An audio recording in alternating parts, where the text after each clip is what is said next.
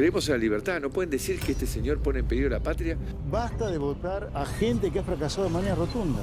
El objetivo de siempre, suprimir al peronismo. Esa derecha rancia, continental, bolsonarista. Si los zurdos supieran de economía, no serían zurdos. Por sí o por no, ¿vas a eliminar el Banco Central? Y me da pena que venga un jubilado a sacar esas monedas para pagarte el churrasco.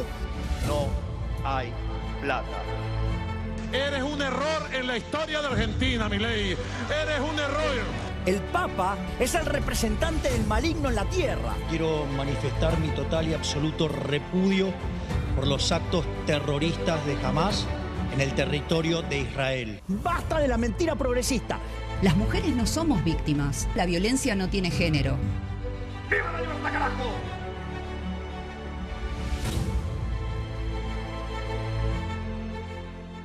Che, Luis Juez, hay formas, estilos, modalidades de hacer oposición o de hacer crítica.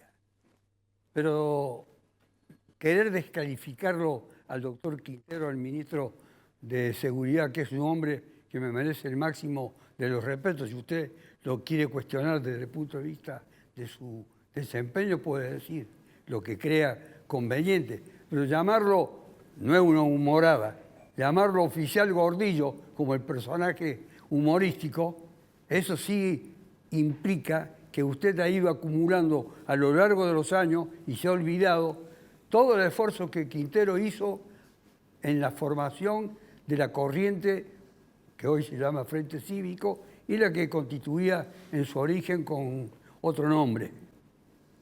No se ha olvidado usted del aporte que le había hecho Quintero. Por eso se merece por lo menos un reconocimiento, como lo hago acá, destacando las virtudes que tiene. Pero la cuestión de la seguridad la puede discutir desde otro punto de vista. Ahora, a la edad que tiene, sigue haciendo un humor que está pasado completamente de actualidad. Al menos ese es mi criterio. Hoy tenemos dentro de los invitados y panelistas, un hombre que reúne dos funciones. Es empresario y es legislador. Juan Blangino, que es legislador provincial, Hacemos Unidos por Córdoba, es de Montecristo y es de una empresa muy reconocida. ¿Sigue haciendo, a pesar de la política, la actividad empresarial? ¿Cómo estás, Carlos? Buenas tardes. tardes. ¿Qué tal? Sí, sigo acompañando. Yo a veces no saludo porque lo he hecho completamente informal al programa. Claro, muy bien. Bueno, uno saluda siempre en estas Me ocasiones. parece muy gentil el gesto. Sí, sigo de cerca a la actividad dentro de la empresa. Yo me he criado allá dentro de la fábrica. Soy tercera generación porque mi papá, que fue el fundador de la empresa, y además mi abuelo, por parte de mi mamá, también ha sido mosaísta en alguna parte de su historia laboral. Así que es algo que lo hago con mucha pasión y bueno, y también me permite tener una visión de cómo marcha la actividad industrial, económica, en tierra, digamos, y con conocimiento de causa. Además de su función en la unicameral, forma parte de alguna empresa, al margen de esta, de una unión de empresas o alguna sociedad de empresas o colectivo de empresas. Sí, participo en varias cámaras, participo en la Fundación Mediterránea, participo en Fundación EMAGE de Emprendedores, participo en la Cámara ENAC a nivel nacional, en la Cámara de Micro, Pequeña y Mediana Empresa de Córdoba, también en otras más, pero esas serían algunas de en las que más participo y en las que más estoy en contacto. Bueno, directo. entonces es muy bueno para el programa que alguien reúna estas dos actividades que le permitan tener una visión más de conjunto de lo político, lo empresarial, lo productivo, pero a Nicolás, que hace tantos años lo tenemos en el programa, lo vengo siguiendo invariablemente toda la semana en sus incendiarias críticas al gobierno de la provincia de Córdoba. Y a Yarlora particularmente, con el que se ha ensañado. Y dígame en qué miento. No, yo no le dije claro, que mienta yo o dice la verdad. Yo le pregunto qué lo impulsa. No, yo digo lo que realmente veo. Y en esa crítica, y bueno, muchas veces uno dice lo que ve y trata de... ¿Cuál es el eco que tiene esa crítica? ¿Cómo? El eco que tiene. ¿Y la aceptación. El eco, la crítica, ¿sabe cuál es? ¿Cuál es el eco? Que una provincia que debe 2.700 millones de dólares, que una provincia que es una provincia que la agarraron con el 15% de pobreza y supera el 50%. No te digo el eco, te estoy diciendo el resultado, que es lo que no comparto. Por eso lo digo. Pero esta es la realidad. Dicen que esta provincia está bien gobernada, está bien administrada, cuando paga sueldos que están por debajo del nivel de la pobreza. Uno que trabaja, médico, maestro, seguridad, los jubilados, miseria. Vos tenés memoria, vos te debes acordar cómo nos ganaron la elección prometiéndole el 82% de los jubilados, que nosotros, es cierto, le habíamos hecho el decreto 1777 en aquella época, era decreto. Pensábamos que íbamos a acomodar los números y le íbamos a devolver, no lo hicimos por ley. Cuando ganaron la elección, después con ley le aplicaron los ajustes más grandes que tuvo la historia de los jubilados de Córdoba. Miguel Nicolás, le digo a la gente, no hace falta casi que lo presente el legislador del Juntos por el Cambio, pero básicamente es un radical. Así podría decir, lo puedo seleccionar así. No tengas duda. Como un radical. No tengas duda. ¿Por qué? Soy un hombre de ¿Porque Juntos por el Cambio existe? No, termina el mismo día que termina la elección. ¿Terminó? Claro. Es decir, cuando las alianzas terminan la elección del día, ese mismo día fenece la elección. Después vos la tenés que volver a inscribir. Por eso ahora estamos tratando dentro de la provincia de Córdoba, tuvimos un locro con el que vos recién le criticabas los dichos. ¿Así lo dijo este hombre eso? No, ¿Lo llamó Gordillo allí a Quintero?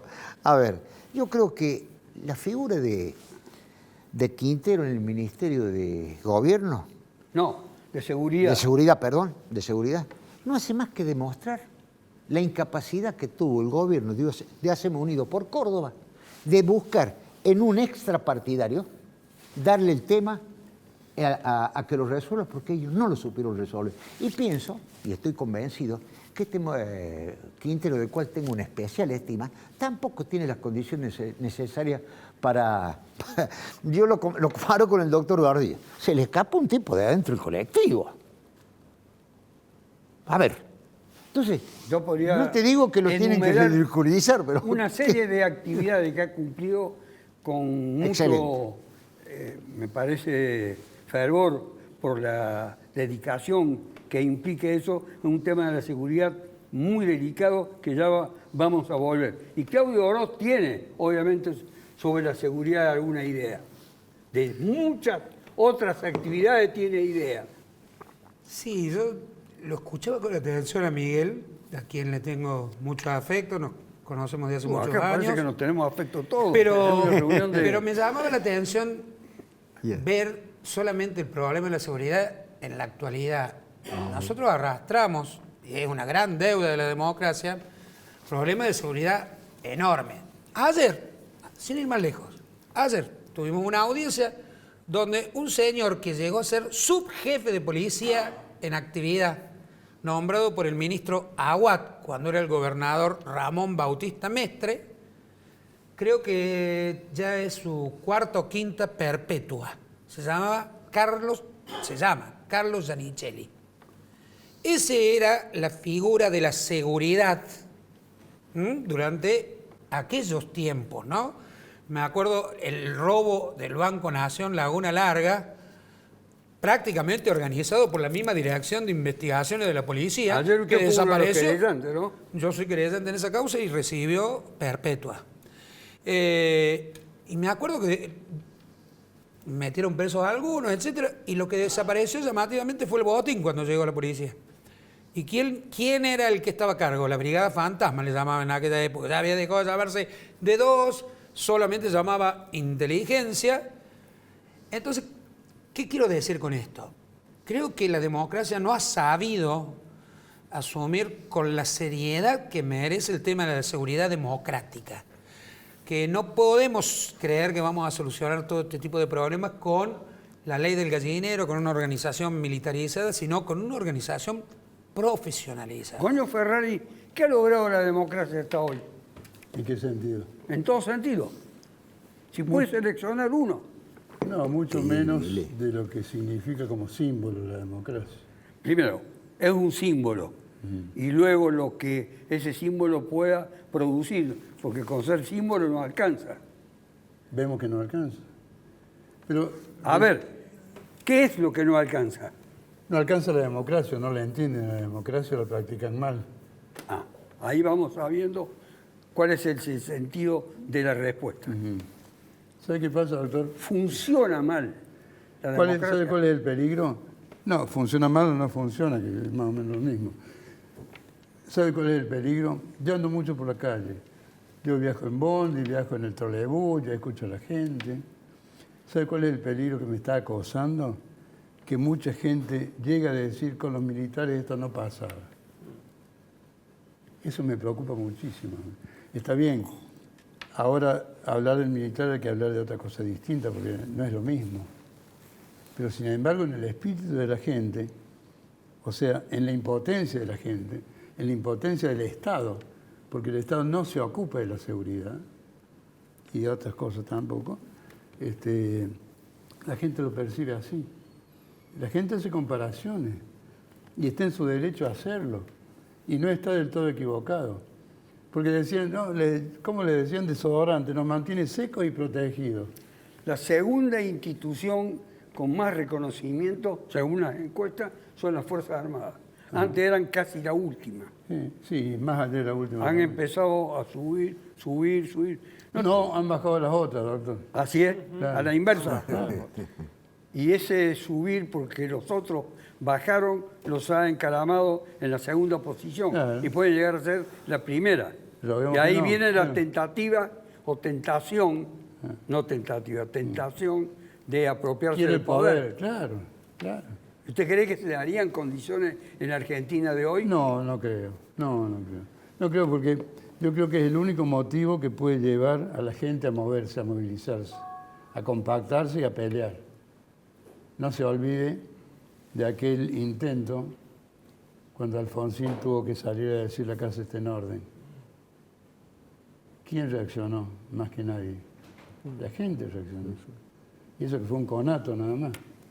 Calcule una cosa estructurada. Pero también reaccionaron los dirigentes políticos de distinta extracción. Sí, pero la mayoría lo aunque hizo para no tuviesen fuerza.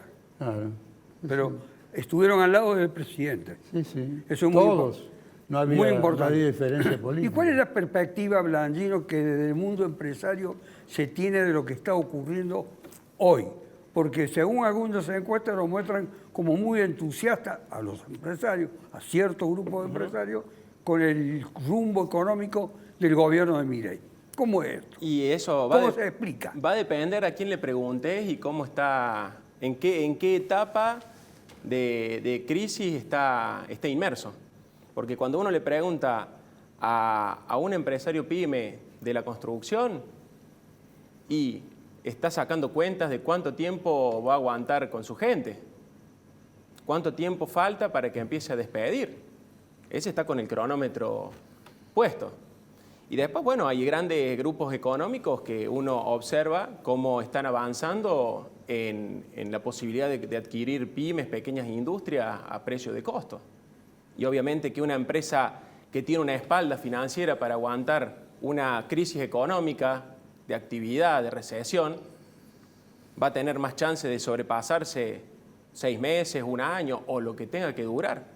Y cuando empiezan a caer los pequeños comercios o las pequeñas industrias, vengo, busco las mejores y me las quedo. Y eso y esa ya pasó compra en el que 2000, podían en el tener 2001. la tentación de adquirir esos grandes grupos empresarios, ¿qué significaría para los trabajadores de esos grupos? Desde mi perspectiva, no es lo mismo una empresa dirigida por un empresario cordobés, un empresario argentino, que le ve formado en la empresa. Formado, que la hizo de cero, que le ve la cara todos los días a su gente, que les conoce sus historias, que les conoce la vida, que sabe lo que les pasa en la casa, que un gerente designado desde una casa matriz en no sé qué país, que bueno, no le cierran los números y tiene que tomar decisiones. Y ahí no me toma. queda lo que acaba de decir Blandino, no sé de qué país. Pues, pero pregunto, me tomo el atrevimiento. No solo por... Este programa es para preguntar. Por tu experiencia, sino que opinar. es una familia que tiene experiencia, ¿no es cierto?, en el mundo de los negocios. Desde hace décadas para este lado, a mí me da la impresión que hay una cartelización, ¿no es cierto?, la aparición de grandes monopolios que manejan prácticamente la parte de la carne de la economía, ¿no es cierto?, de la red de distribución, el sistema financiero, ante el cual inexorablemente los pequeños y medianos productores están en grandísimas desventajas. Si encima le votas una ley donde a los grandes inversores de afuera le vas a permitir traer 100 millones de dólares sin decir de dónde vienen, este va a ser la nueva Colombia, o sea, con Petro no lo van a poder hacer, van a venir a hacerlo acá, sabemos quiénes, ¿no? Todo aquel que tenga un capital que tenga que blanquear, si vos venís y traes 100 millones de dólares sin tener que explicar de dónde lo traes, y es prácticamente estás llamando a los traficantes de armas, a los traficantes de blancas, como se les llamaba en la vieja época, o sea, de la red de prostitución y el narcotráfico, ¿verdad? A que venga a blanquear 100 millones de dólares sin ningún problema. Que vengan si ya están. ¿Cómo? Que vengan si ya hay están. muchos que están, sí, claro que están. Ahora, el panorama que yo planteo tiene que ver No, más perdón, con ya ninguna pyme, ningún beneficio, nada. Claro, lo que pasa es que el planteo de origen, o sea, lo que está pasando tiene que ver con las decisiones macroeconómicas que se están tomando y la profunda recesión a lo que a eso está llevando las medidas macroeconómicas. Después, bueno, el paquete de leyes, algunos dirán esto me parece bien, esto me parece mal, podemos debatir un montón, pero las decisiones de política económica es lo que hoy están llevando y empujando sobre todo a los pequeños. Porque cuando uno recorre, después sale y camina y recorre los pequeños negocios, una carnicería de un pueblo, un restaurante a la vera de una ruta, hoy ve que hace por lo menos 2 meses que están con la mitad de la clientela o 1/3 de la clientela. Y todavía no, estamos viendo recién la punta del iceberg de los despidos. O sea, hace poquito salió lo de Mave, que es un ejemplo de lo que yo planteaba recién. Porque cuando estaba la familia empresaria cordobesa, eso no pasaba. A mí me tocó vivir, yo soy joven, pero a mí me tocó vivir en el 2002, acompañarlo a mi papá, que en realidad él viajó para conocer cómo se hacían las cosas allá, pero un grupo belga que quería comprar la empresa. O sea, le habían ofrecido comprar la empresa en el año 2002 cuando mi viejo tenía un cajón lleno de cheques que no podía cobrar de empresas constructoras que se habían fundido. Entonces, uno ve eso y uno ve lo que está pasando hoy día y ve un revival de esa época porque las condiciones son las mismas. Los radicales votaron... Déjame agregarle algo de tema. ¿Sí? ¿Quiere agregarle algo? Hay empresarios buenos y empresarios malos como en todos los órdenes de la vida. Yo creo que a los empresarios que, por decirle bueno que sean, hay que darles toda la ayuda posible, porque son ustedes los que generan mano de obra que no le cuesta al gobierno o al Estado. Y acá lo que hay que generar es trabajo. La única forma de salvar la pobreza es trabajando. Y esto por eso le digo, no se malinterprete lo que digo. Creo que a las grandes empresas, a los pequeños empresarios, a las pymes, hay que ver cómo le damos una mano porque son los generadores de trabajo. Con esta ley que contribuyó el radicalismo a votar y que ha generado ya un desprendimiento de 11 legisladores presididos por Manes de la provincia de Buenos Aires en disconformidad con la conducción de Loredo. Como hay legisladores del kirchnerismo que la acompañaron. Y vas a ver lo que va a haber, 3. Carlos. 6. Y vas a ver lo que va a haber ahora en la Cámara de Senadores. Lo que quiero decir, creo que la gente, el electorado que se expresó, tenés años de experiencia. ¿Alguna vez viste un presidente de la República que 5 meses de gobierno no haya tenido una ley? Es la primera vez que lo he visto. No existe una ley que haya puesto este gobierno. Ahora, a la alianza con la reforma laboral y la famosa Banelco, bueno, pero escucha, se le arma un escándalo increíble. Y hoy por hoy, la Banelco es un chiste pachico de jardín de infante. La guita que se está moviendo, las voluntades que se están comprando, los gobernadores que se han puesto en venta. En el tema laboral, que muy ¿Cómo eso? Que se hizo costumbre.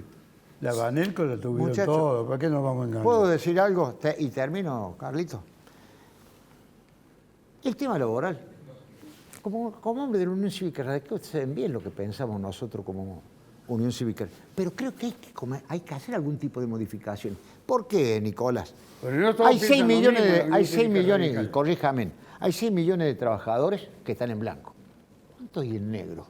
8 millones. Quiere decir que la balanza, esto que está... No les quiero llamar fracaso, pero quiero decir que si esto crece, 8 millones contra 6 millones, va a seguir bajando y vamos a seguir con el trabajo, con el trabajo precario. Creo que hay que darle una solución. Un gobierno como este, el nacional, el Poder Ejecutivo, que según lo que ha dicho Nicolás, no tuvo una ley hasta pasado mucho tiempo. No tiene la mayoría parlamentaria para lograrlo. Es solamente el Poder Ejecutivo y punto. Es obligación de los grupos parlamentarios, para no hacer caer ese gobierno, apoyarle la iniciativa o discutirla. Yo le voy a contestar groseramente con una pregunta. ¿Cómo no? ¿Está prohibido el uso del decreto de necesidad de urgencia? No. ¿Está permitido que se aplique? Sí. Y ahora, si a mí me atan las manos y tengo ese recurso, más que estúpido voy a hacer si no lo uso. Me parece, ¿no? En un país controvertido políticamente como este, que está desparramado todo el espectro político, dígame un partido que tenga uniformidad de ideas. Uno. No le pido 2 o 3. No. Uno que tenga uniformidad de ideas. Que sea auténticamente como los principios que lo crearon. No hay uno solo, todos se mezclaron. Y al mezclarse no puede conseguir algo coherente de una mezcla así. Perdón, ¿los partidos se mezclaron o los hombres los intereses que representan esos legisladores, representantes de esos partidos, tienen que respetar para cuidar su terruño? Y cada uno cuida su lote, ¿no? Cuida su terreno. A Santiago del Estero, por ejemplo, lo han premiado dándole la final que juegan el día domingo. Y están muertos de hambre a 50 metros del estadio más grande de Sudamérica. Esas son las incoherencias que no entiendo. Más que grande, el más lujoso. Sí. Perdón, pero no es estructural, Goño, porque a mí me parece que, primero, tenés un oído selectivo, porque casi el 70% de la población argentina ha nacido en democracia. Por lo tanto, y también memoria selectiva. Está bien, todos, y en alguna medida todos la tenemos, no es una crítica. Casi el 70% de la población argentina ha nacido en democracia, por lo tanto, mal puedes escuchar en el ómnibus o en el trolebús, con los milicos estábamos mejores, porque no lo vivieron con los milicos. Porque si lo hubieran vivido con los milicos, el 60-70% de las personas no dirían eso. ¿Pero sabés cuál es el problema? Que la mayoría de los que hablan de los milicos son los que tocan de oído ahora. Un pendejo de 20 años no me puede decir a mí. Pero hablan de Milei, que en realidad... Si no lo conocen. Hablan de Milei, ¿no es cierto? Pones el discurso del 2 de abril de Martínez Dios, al mismo tiempo del discurso en la legislatura, en la apertura de sesiones del 1 de marzo, y lo vas poniendo en secuencia, y dicen exactamente lo mismo. Este es un país que repite sus tragedias, ¿no es cierto? Y guarda, solamente estoy diciendo Milei. Lo pone a Dromi hablando en su discurso de las privatizaciones cuando el presidente era Carlos Saúl Menem, y van a escuchar 3 versiones que hemos vivido. No es nada nuevo lo que está sucediendo en el país. Es los grupos concentrados de la economía nacional y, obviamente, los monopolios internacionales con un sistema financiero que se rige por una ley que aprobó Martínez Dios y que todos se llenaron la boca, Alfonsín se llenó la boca, todos se llenaron la boca, Cristina se llenó la boca, todos se llenaron la boca. Nadie la tocó. Y es una rifa, todo lo que tengamos o provengamos de familias de industriales o comerciantes, sabemos cuánto se vende en negro en este país, ¿verdad? Y lo que se vende en negro y no se declara, ¿qué hace? Tiene un corredor de economía negra, ¿no es cierto? E inexorablemente tiene una institución bancaria que se lo blanquea. ¿Y cómo se lo blanquea? Lavándolo, ¿dónde? En el extranjero normalmente, ¿sí? Dicen que hay 220 mil millones de dólares de argentinos en el extranjero en este momento. El presidente de la República responde al estereotipo clásico del político argentino o es un sujeto completamente diferente que puede generar o no, por sus extravíos, a veces, con sus insultos, con sus reacciones muy intempestivas, un tipo de adhesión y hasta de júbilo en algunos sectores, sobre todo sectores jóvenes, que tienen que ambientarse al mundo de la democracia y del disenso. Ahí no hay disenso. Claro. ¿Cuál es su opinión? Yo creo que es una persona que sale fuera de los esquemas por ahí que estamos acostumbrados de ver en la política, que no le importa nada subir una imagen que pueda dañarle la sensibilidad a una persona con discapacidad, que no le interesa qué puede hacer con su accionar, o sea, el daño que puede generar con las cosas que hace. Creo que eso en la política, no estamos tan acostumbrados a ver eso en la política. A su vez, las formas, la manera de hacer política, y creo que también responde a un nuevo modelo. Cuando yo lo escuchaba recién y decía de las vueltas que tiene esto en la Argentina, yo creo que esto también tiene unas vueltas a nivel mundial, porque si uno observa, en el mundo está pasando lo mismo. O sea, quizás Argentina sea un poco la punta de lanza de una vuelta de la ultraderecha a nivel internacional, y vamos viendo cómo en otros países estos movimientos de extrema derecha van cobrando cada vez más fuerza y tienen al presidente de Argentina como su referente hoy día. Por eso escuchamos tanto que dicen de tal país lo quieren premiar, en tal país lo invitan para dar una conferencia. Bueno, pero tiene que ver con el mismo fondo de ideas y con la misma manera. Curioso. Desde una perspectiva, creo yo, que supo entender una realidad argentina, un hartazgo y un cansancio de la política tradicional, que creo que la política tradicional tiene que dar un salto de calidad para una nueva política, una nueva manera de hacer política, y además que fue el que mejor supo entender la nueva realidad en las redes sociales y esa manera directa quizás no la comparto a la forma, pero sí la manera directa de llegar a la gente respondiendo directamente de sus redes sociales, que es lo mismo, por ejemplo, que hace el presidente Nayib Bukele en El Salvador. Hay algunas diferencias apreciables con Nayib Bukele. Hablo de la parte de comunicación, todo el resto estoy totalmente de acuerdo. Bukele venía de una militancia, primero en grupos llamémosle de extrema izquierda, militantes de la guerrilla, y después fue subiendo, fue intendente. Bueno, sería muy larga la diferencia. Mira, yo, Carlos, creo que, escuchándolo los que me precedieron, yo creo que la ciudadanía, tanto argentina como la ciudadanía argentina, ha votado en su expresión y ha buscado el consenso. Te digo porque está tan mal la situación del país que creo que la gente le ha dicho, bueno, muchachos, siéntense y entre todos acomodemos este caos que está viviendo la República Argentina. Pasó en la nación y pasa acá en la... Nos tenemos que ir a la pausa. Hemos buscado el consenso con este perfil de presidente.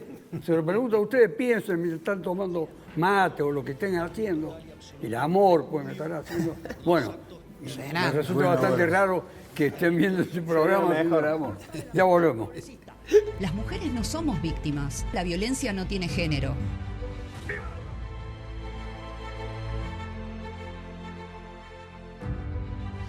Por sí o por no, ¿vas a eliminar el Banco Central?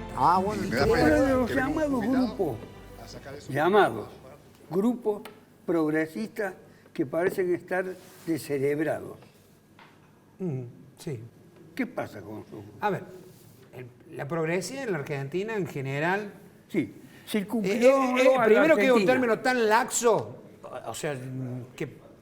Por ejemplo, en la década de los 80, todo lo que era la juventud radical y que comulgaba con el peoncín, se le decía que era el sector progresista del radicalismo, ¿no es cierto?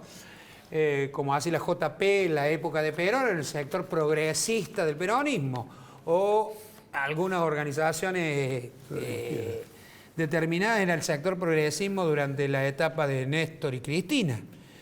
La verdad es que creo que de tanto golpearse la cabeza, sí, en alguna medida tiene usted razón. Su discurso ha quedado bobo. Pero también tiene que ver con cómo vemos el mundo, ¿no es cierto?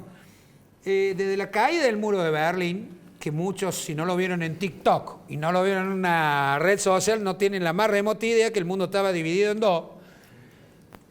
Y nosotros siempre hablamos por todo el mundo, pero somos solo un tercio, el discurso europeo, occidental, ¿no? Hay 2/3 de la humanidad que no conocemos, no tenemos idea de sus costumbres, y hablamos por ello nosotros, ¿no? Pero Europa fundamentalmente, y subsisten Suecia, Noruega, Finlandia, Dinamarca, crearon el estado de bienestar para que no hubiera revoluciones comunistas, que era el que estaba del otro lado, ¿verdad? Si bien era un sistema totalitario, estalinista, yo diría muy parecido al nazismo, pero había vendido una muy buena imagen como una alternativa económica, social y cultural al capitalismo. Borrada esa barrera y venida la globalización, hoy por hoy el capital en el mundo está desatado, no tiene nadie que lo ate. La única y férrea oposición que tenía, entre comillas, era la existencia del Estado, que le exigía en alguna medida respetar ciertas reglas de juego, porque si no vamos a volver a que las mujeres y los niños trabajen de lunes a lunes, junto con los hombres, en horario de 10 a 12 horas. Y no hay nada. Es más, las reformas laborales que se están escuchando no lo dicen por ahora, ¿no? Pretenden ir derrotando poco a poco a esos esquemas para lograr de nuevo ese tipo de explotación. Lo que está perimido es el sistema. Esa es mi visión. ¿Usted en algún momento ha pensado, por los recientes acontecimientos que se siguen sucediendo en Estados Unidos, la toma de universidades por grupos pro-Palestina y pro-islámicos, etcétera, en el corazón del capitalismo? Eso no lo va a modificar nunca. ¿No vamos a modificar nunca que lo tomen? No, claro, ¿O no vamos a modificar nunca? Las intenciones no las pueden modificar nunca, porque las generaciones van cambiando, pero van llevándose a la rastra un montón de antecedentes que son imborrables. No le puede cambiar la mentalidad. Se van renovando. La mentalidad, de los que la toman a las universidades. Claro. Y, o sea, las herencias políticas, las herencias ideológicas son permanentes. No sé, son parte del ADN del ser humano. En la mayoría de los casos. Usted no va a tener, si usted es hombre de izquierda, no va a tener descendencia de la derecha. Puede llegar a tener un mínimo y a la inversa también. Eso es inmodificable. Yo no tengo ninguna esperanza de que se unifique, al contrario, sería muy aburrido. El peronismo de Córdoba, no sé cómo llamarlo, porque tiene tantos nombres. Bueno, al final llamémosle el peronismo oficial o justicialismo, lo que sea. ¿Dónde está en el orden nacional hoy? ¿Dónde estamos en el orden nacional? Y a nivel cuesta, porque lo que uno observa a nivel nacional es que, bueno, primero que hay una reconfiguración del tablero del justicialismo a nivel general, a nivel nacional. Es decir, empiezan a aparecer diversos referentes, con los gobernadores a la cabeza, con Martín Yarur a la cabeza, con Axel Kicillof, con algunos dirigentes que van expresando una voz también alternativa a lo que uno va escuchando por ahí de quien tiene que tener una responsabilidad de gobierno, como son los gobernadores. Caso, por ejemplo, yo lo nombro mucho a Guillermo Moreno, que un poco expresa las ideas que quienes somos justicialistas más de base, digamos. Clásicos. Clásicos, vamos a llamarlo, exactamente. Son como algunas de las voces que escuchamos y que creemos que tenemos que retomar esas banderas, ¿no? Entonces, en todo ese reordenamiento, creo que es cuestión también de ir esperando cómo se van dando los sucesos, ¿no? Porque quien lleva la iniciativa política claramente es el gobierno nacional, y en eso el justicialismo también se va broquelando también en las defensas de las conquistas, como fue la multitudinaria marcha del 24 de marzo, como fue la última marcha en defensa de las universidades. Hemos tenido una gran presencia del peronismo de Córdoba acompañando esas marchas, y creo que es un poco, hoy la posición de Córdoba es defender las banderas que creemos que no deben ser atacadas y que deben ser sostenidas por este o por cualquier gobierno. Nicolás, el radicalismo que dice está en gestación, un movimiento de repudio de Loredo, de ruptura, una discusión interna. El radicalismo está viviendo. Han tenido, usted debe haber pasado por 100 disputas internas.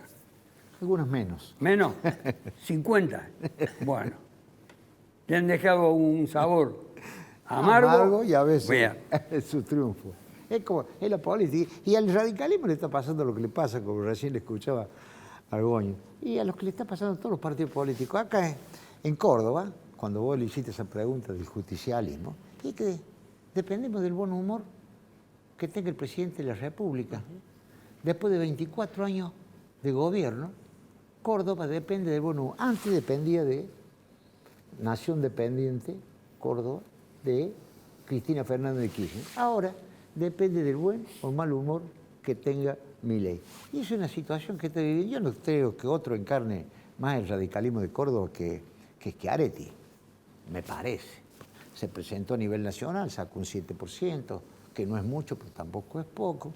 Yo creo que el peronismo está buscando cómo mantener esta provincia de Córdoba, que le está costando. Y el cierre de los grifos, porque esto lo está haciendo este gobierno nacional, está poniendo en caja a todos los gobernadores que por ahí gastaban más de lo que entraba.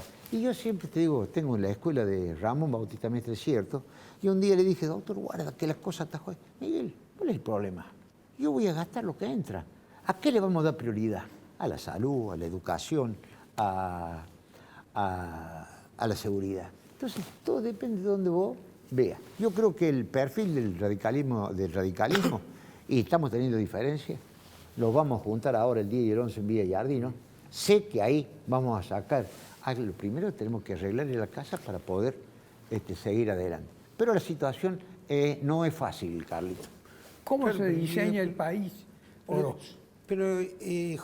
A ver, mira lo que vos decías, lo que discutías con Ramón Bautista Mestre, lo conozco de mi infancia. Recién en un programa anterior estaba... Padre, ¿no? Estamos hablando de Ramón Bautista, junto con el Tano Sapia, Raúl Ford, todos amigos de mi padre que me querían hacer hincha de Universitario, así que me llevaban a la cancha todos los sábados. Yo quería ser hincha de Belgrano y no había vuelta que darle. Pero te quiero decir, lo conozco. O sea, sé también de su pensamiento, que en algún momento también tuvo inclinaciones hacia la izquierda y luego se fue moviendo progresivamente hacia el pragmatismo, digamos, ¿no? Se los tiempos. Pero bien, aún dentro de las enormes diferencias que podría tener con él, mirá lo que vos acabas de decir. Con lo que a mí me entra, yo me encargo de salud, educación, seguridad. Bien, acá... Primero, tenemos un mandato de 1994 incumplido, que lo primero que dice es que tenemos que hacer una nueva ley de coparticipación federal, porque los impuestos directos los ponen las provincias, y mucho más cuando le dieron los recursos naturales. Entonces, la plata que recibe el Estado Nacional es nuestra, de cada una de las provincias. No se hizo ninguna reforma a la coparticipación, por un lado. Y las guitas, ellos, la que entra, se la están repartiendo entre lo que iban a atacar, a la casta, ¿no? Le están aumentando los sueldos de forma astronómica hoy. Un integrante del directorio de YPF, para privatizarlo, gana 70 millones de pesos, $70.000, ¿no? Cuando un trabajador tiene un salario mínimo vital y móvil de $200. Pero entonces, no va ni para salud, ni va para educación. Sí va para seguridad, pero va para seguridad justo tratando de violar el principio básico en el que se basó Alfonsín para que en ese balcón del cual vos hablabas, cuando hablabas con Goño hace un rato, cuando el partido militar, que todavía era fuerte, le quiso hacer un golpe, ¿no es cierto? Todos estuvimos de acuerdo que la ley de seguridad interior es una cosa y la ley de defensa nacional es otra. Siempre los yanquis nos han presionado para que esto vuelva a ser lo mismo, como es en Colombia, por ejemplo, o era en Colombia hasta hace un tiempo, o es en muchísimos lugares de Latinoamérica, que es que las Fuerzas Armadas intervengan en la seguridad nacional y no la fuerza de seguridad. Y resulta que la plata que le estamos poniendo en seguridad es para que esta base de la democracia, que nos pusimos todos de acuerdo, esa seguridad sea en base de romper este acuerdo básico de la democracia, que fue junto con esto y el nunca más, por lo menos en lo que nos pusimos de acuerdo todos. ¿No? Bueno, pero yo lo puse de ejemplo a Ramón Bautista Mestre, no este gobierno. No, ya sé, pero yo te estoy diciendo, mira lo que pasa con este gobierno. Digo para que la tenga clara. Ese diseño, Mestre, en el 99 perdió con De la Sota, cuando fue solo como candidato a gobernador y vice en diciembre. Carlito, y durante 6 meses tuvimos la mayoría en la Cámara de Legisladores y nunca le faltó una ley a José Manuel De la Sota. Hasta el presupuesto provincial le aprobamos nosotros teniendo la mayoría. Mira si se respetaba la democracia en aquella época. Ya hizo usted una caracterización muy dura de todo. A mí me gustan las caracterizaciones duras. Entonces, yo tengo una pregunta pendiente, doctor.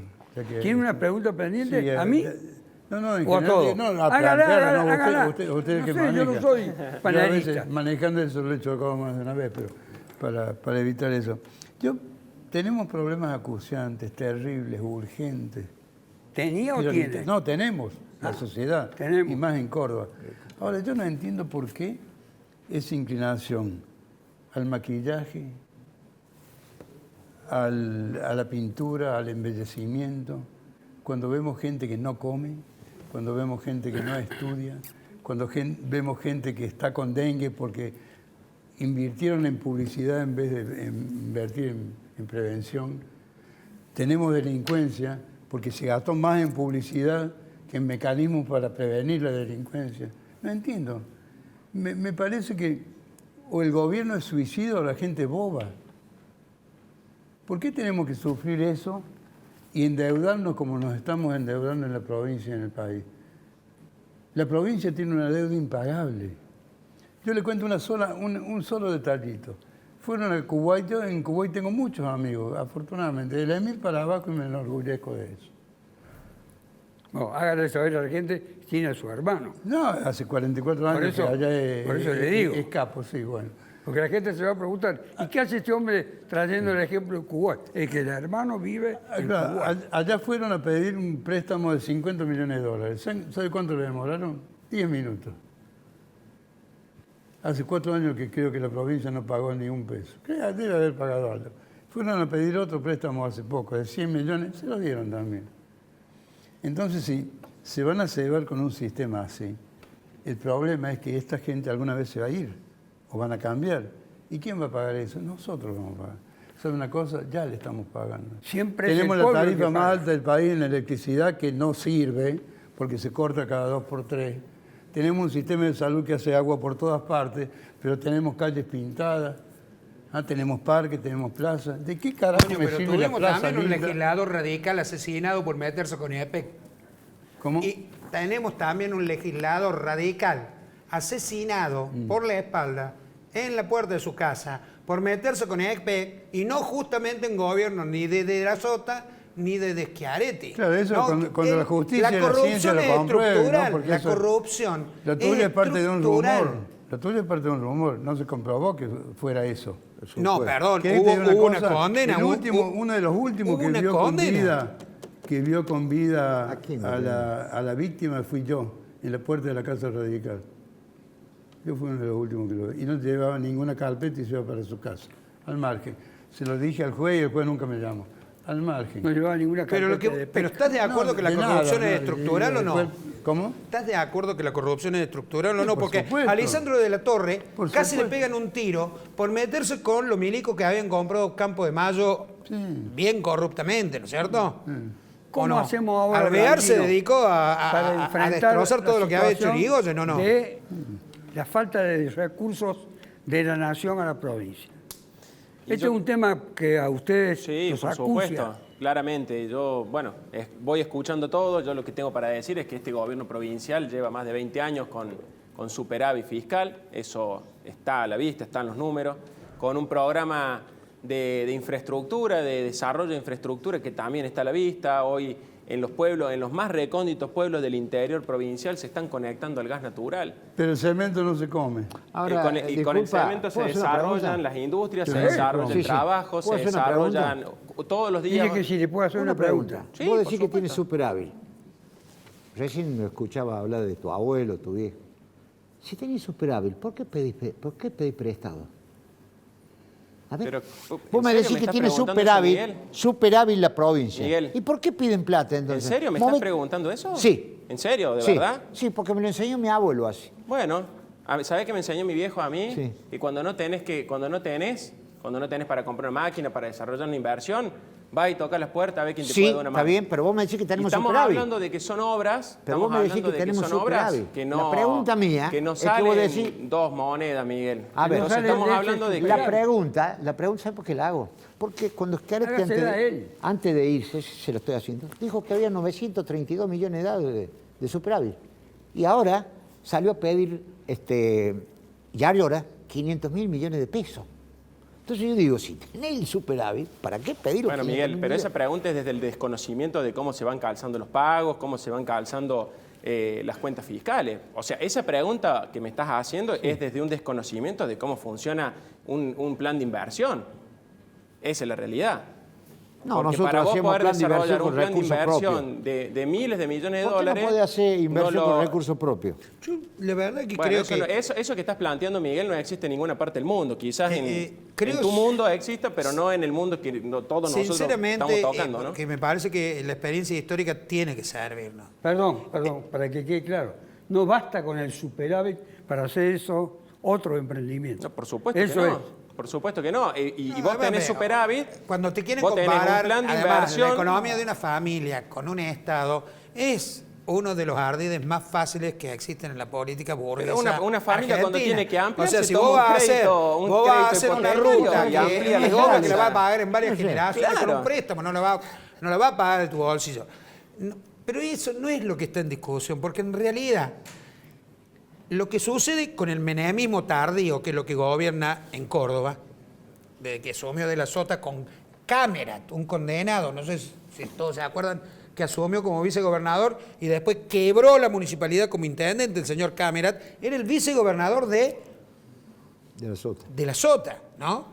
Y el maridaje con la Fundación Mediterránea, la aparición de un diputado nacional que se llamaba Domingo Cavallo, desde Córdoba, como diputado de Córdoba, marca una trayectoria, pero que es una trayectoria que por otro lado también tenemos a nivel nacional. La deuda a nivel nacional como la provincial es impagable, tiene razón Goño. ¿Sí? Pero, pregunto. Perdón, impagable por el Estado, pero nosotros le estamos pagando. Nosotros estamos pagando intereses porque después renuevan, ¿no es cierto? Y ahora, como no nos presta nadie, lo único que hacemos es pagarle al FMI, porque a los privados no le pagamos y en cualquier momento vamos a tener default.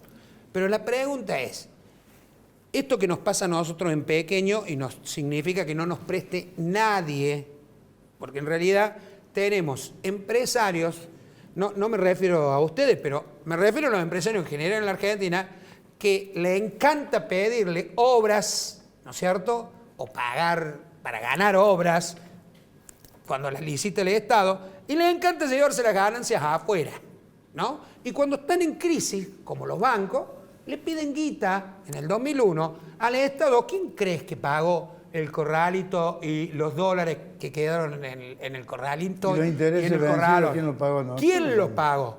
Todos los argentinos lo pagamos, no los bancos. Bien, y tenés el ejemplo de la potencia hegemónica mundial. 3 PBI enteros debe Estados Unidos. China se pelean para la gilada, o sea, para los que creen que todavía el capitalismo es posible. Claro. Se pelean China y Estados Unidos. ¿Sabe quién es el dueño del 30% de la deuda externa de esos 3 PBI enteros que tiene Estados Unidos? ¿De esos bonos de deuda?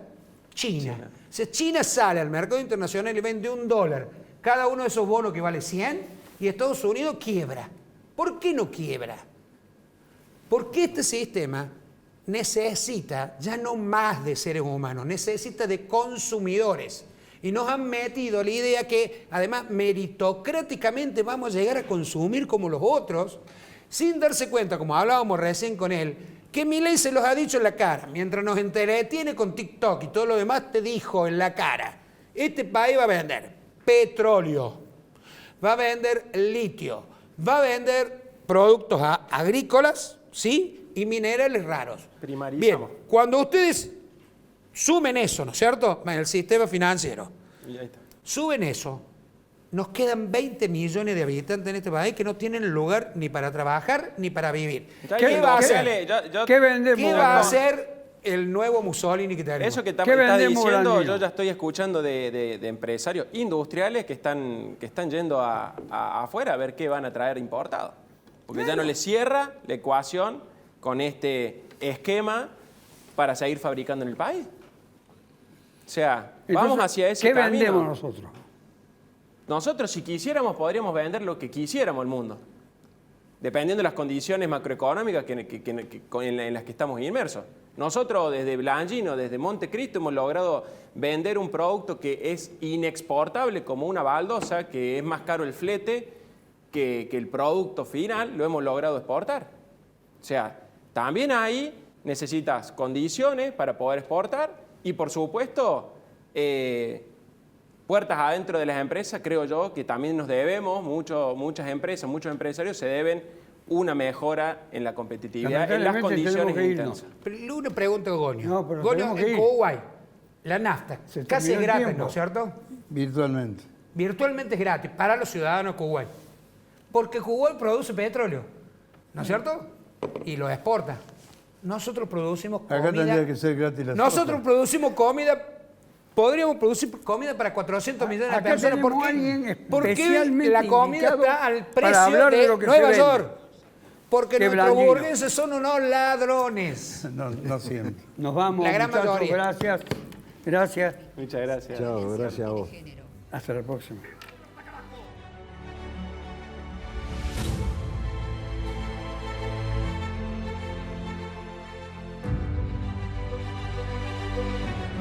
Creemos en la libertad. ¿No pueden decir que este señor pone en peligro la patria? Basta.